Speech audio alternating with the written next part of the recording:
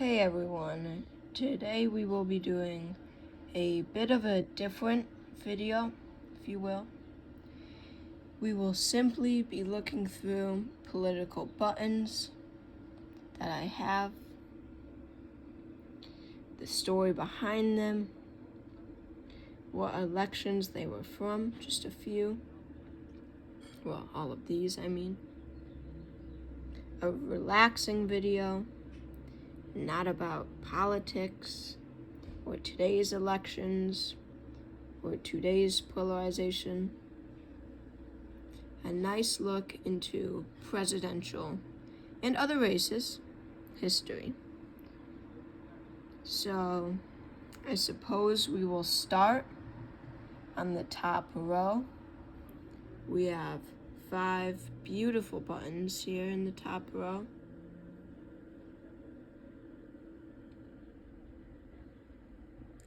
So starting with our first button, we have a Franklin D. Roosevelt button. It says for President Franklin D. Roosevelt. Black and white design. You can see those V's for victory, and little known fact, you see those little lines and dots under the V? That's Morse code for victory. This is from 1944, the last time FDR ran for president, and a great piece of history in great condition. Next up, we have another button from 1944. Both of these buttons are from the same year. They are mates, as they're called. This is the red and blue design for New York Governor and Republican presidential candidate Thomas E. Dewey. He was nominated in 1944 and 1948. Very interesting guy. Very close to victory in 1948, not so much against Roosevelt in 44. Next up, we have one of my favorite buttons in my entire collection. We Will Win with Richie.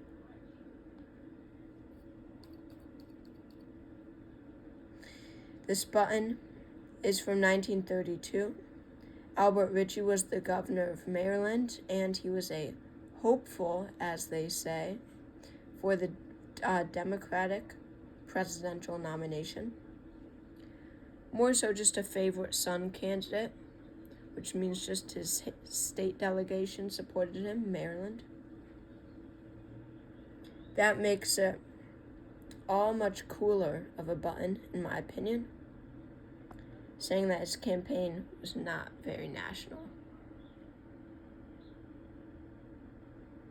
Next up, we have a button from all the way in 1904, making this button 119 years old.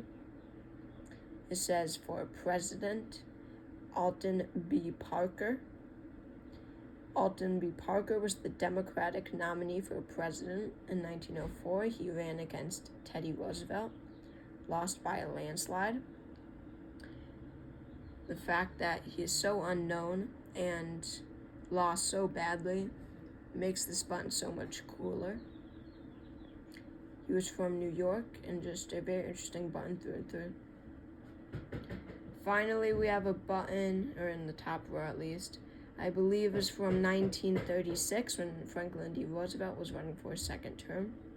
He handily defeated Republican Alf Landon. Moving into our second row,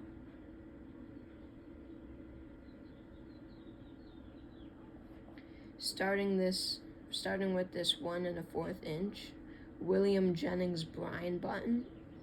I'm unsure if it is from 1896 or 1900, but we can rule out Bryan's third bid for the presidency in 1908 because of his young apparent age on this button.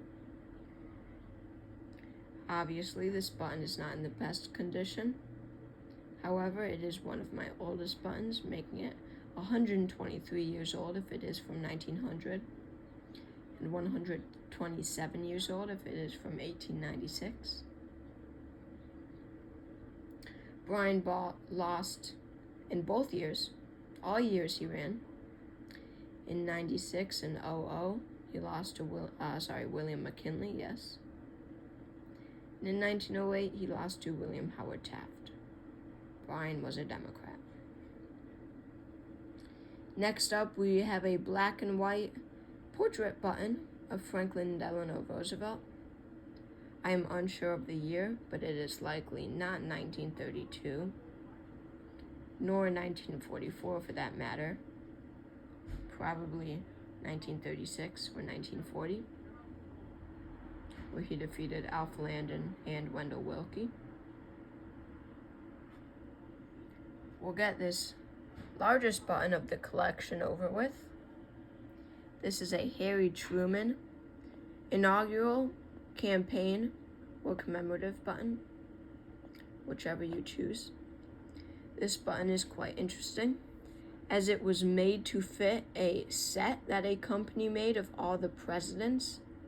This set was made during Truman's presidency, so they did produce some for Truman, but they also made them for his presidential campaign and a little bit later on for his inauguration in 1949, following the election of 1948. As you can see, this button is in pretty good condition, especially comparing it to other of these buttons. And I love its large size. And I actually have 3 of these, if anyone cares. So all buttons that we have looked at so far are what we call cellos.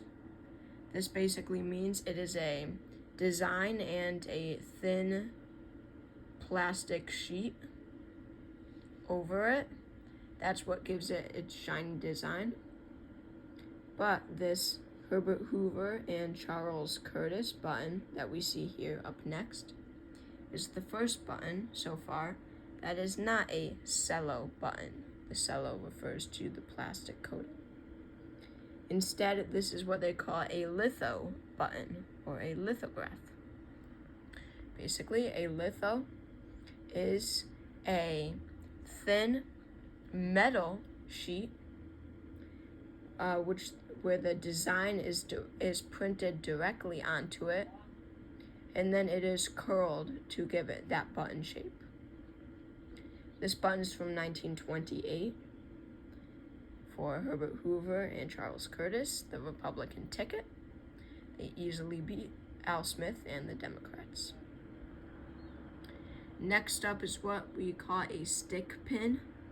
As you can see, the pin back is very large. It goes under this coming up Wings for Willkie America button. This button, if you will call it a button, it should be referred to as a stick pin though, simply has a photograph, or a printed photograph I should say, of William McKinley.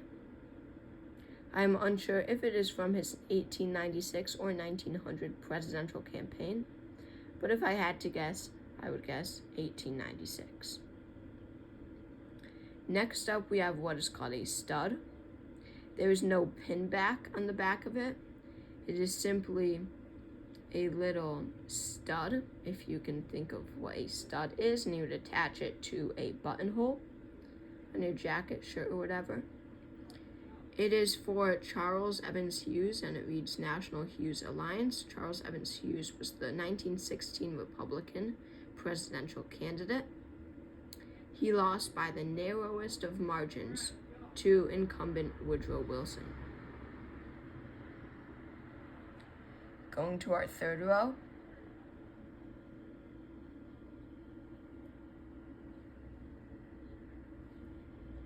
Starting with this one. This is another litho button. Reads Wings for America and simply puts Willkie's name in the middle to promote his candidacy, obviously hinting towards the war happening in Europe and Willkie's strength, his promised strength during the war. I really love the design of this button. This is from 1940 and definitely one of the better Willkie buttons. Next up, we have yet another litho button. This is for Calvin Coolidge and Charles Dawes. This is all the way from 1924. The most common Coolidge button. Coolidge and Dawes easily defeated John W. Davis and Charles Bryan. Charles Bryan of the Democratic Party. The Democratic Party won one of the lowest popular vote totals for a major political party ever in this election. Next up, we have a cello button for William Howard Taft. This is likely from 1908. Taft won the Republican nomination and the presidency in 1908 with his predecessor, Theodore Roosevelt's endorsement. However, in 1912, Roosevelt was no longer in support of Taft, and Roosevelt launched his own campaign from the Progressive Party. And this ultimately split the Republican vote, resulting in a victory for Democrat Woodrow Wilson. We have another litho button, but this one is in the shape of an oval, which makes it much more interesting. It promotes Wendell Willkie and his Republican coattails, Hendrickson and Barber. This is called a coattail button, as I said before, with the top of the ticket, Wendell Willkie, followed by local candidates, Hendrickson and Barber. We are now on to the fourth row.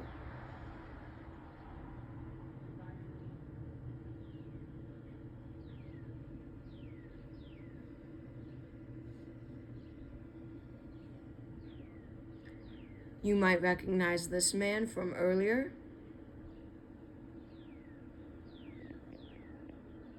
This is Albert Ritchie, the governor of Maryland. Since it is the same photo, I would expect it to be from his 1932 presidential hopeful nomination. Black and white photo button with no text, about an inch. Next up, we do have a button for Woodrow Wilson.